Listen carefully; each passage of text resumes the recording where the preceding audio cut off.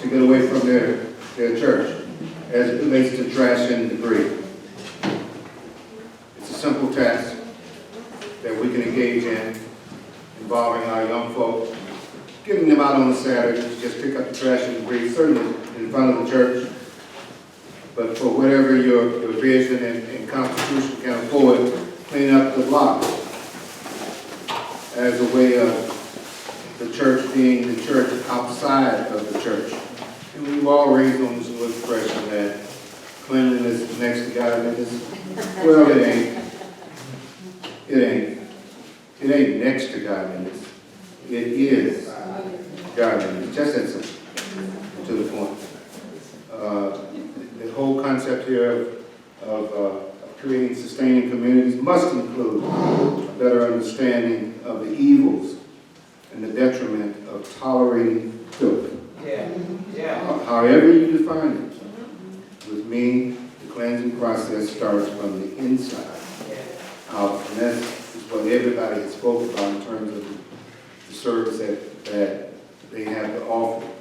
It's a mind transformation and think and understanding that we don't have to live in filth. We might be poor, but we don't have to be as nasty as we are as a people. Now, I'm concerned about all communities, but I unapologetically say that my main focus is on my community, where there's absolutely too much trash and debris. Too much trash and debris. It affects your property value. It influences crime. I believe our children act the way they act in many respects because our communities look so helter-skelter. And it suggests that ain't nobody in control and don't nobody care. Well, I'm saying that we do care. Some of us do care. And yes, ma'am. Okay, so I'm hearing you very, very loud and clear about trash. But I also look at communities where there has been disinvestment and properties are vacant. And I'm wondering, because you're talking about the influence on the children, I'm wondering what that does to a child when they're walking down the street and half the buildings on the block got boards on the windows or vacant holes. What message does that send to the child? And that's not something, like, I pick up trash in my area all the time. And I feel you on that because it happens. I live right next to the community garden, and some of our prairie plants just seem to reach out and capture every single plastic bag that's floating down the street. And it was bad, but we got to pick it up, right? But when we're also exercising the self-criticism, we're saying we need to clean up. What about some of the other influences where waste is being inflicted upon us through this disinvestment, where we're not able to purchase homes in these communities, and we're not able to fix our homes because our market value is so low, we can't get the loans. You know, you complimented me and what I'm trying to do, and you said, but. I think we need to be careful about how we throw around conjunctions. It said, and. This is the problem, this is the problem, and this is what we need to do about it. Now, when I say that I don't care how broke you are, I don't care how broke you are, and I come from a background of running housing programs and managing property. Just lost a 6-unit building that me and my lady put $400,000 into in North Rondale. We lost it because people would not bring their application back once they realized they were going to have to be subjected to a home inspection.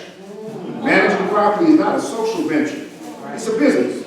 If the money is right, you can do social things for your occupants. One, we had a room reserved in the basement where I was going to bring in a tutor for 6 hours a week to work with my tenants' children. I thought people would be knocking my door down trying to get to me.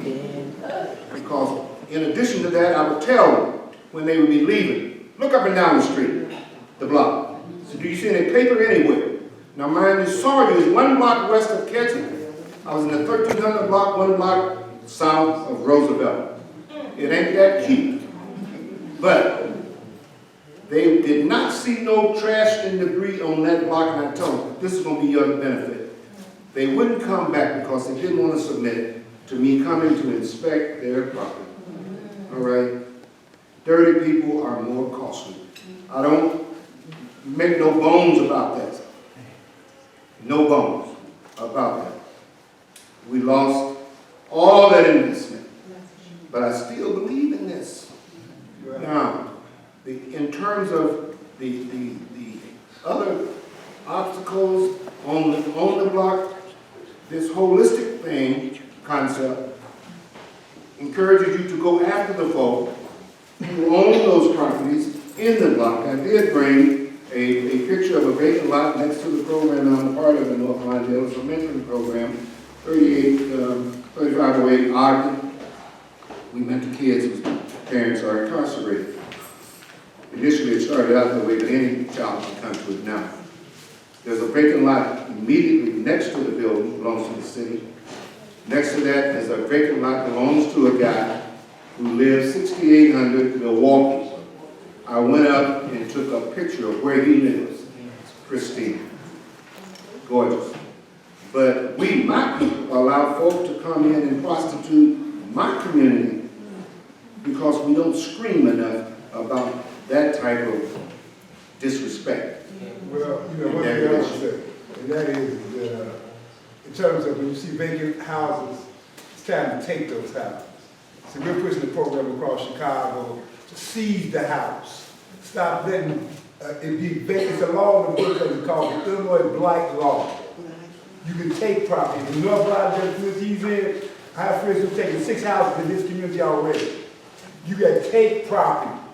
We can allow property to keep going down in our communities and we walk past on our own block. And we say, oh, this looks so bad on the block. Go over there and take the property over.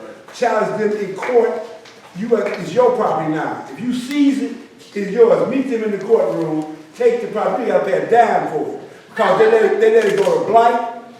2, the banks have, we talked about it, that film talks about the banks and their money, where they exploit the homeowners situation such a demand. A lot of property, they don't know who owns it at all. Yeah, that's right. So if you take it, ownership is 2/3 of the law. Ownership. I'm telling you, it's ownership.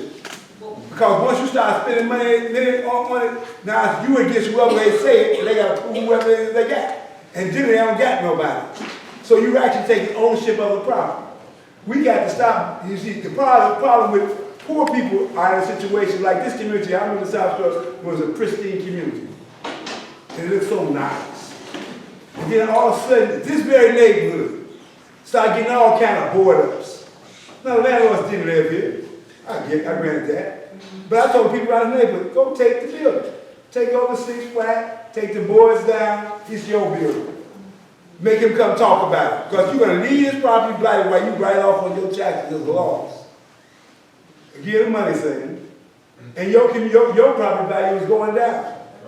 And I just want to add, do you know that all the people who have property here, particularly in our commercial corridors, have been writing it off and getting a tax write-off from the city for decades. So they're actually leaving our community blighted, and they actually get financial benefit as a result of that. And there is a rabbi on the north side who has done just that. He is now taking homes and moving in homeless families, fixing them up, getting them to donate furniture, taking pictures, getting the news media involved, and guess what the landlords are saying? Oh, sure, you can have it, they're there. So I just think it's about having the courage to do some real revolutionary things. You will. For this opportunity, I certainly enjoyed, and I hope to be a part of it. Thank you.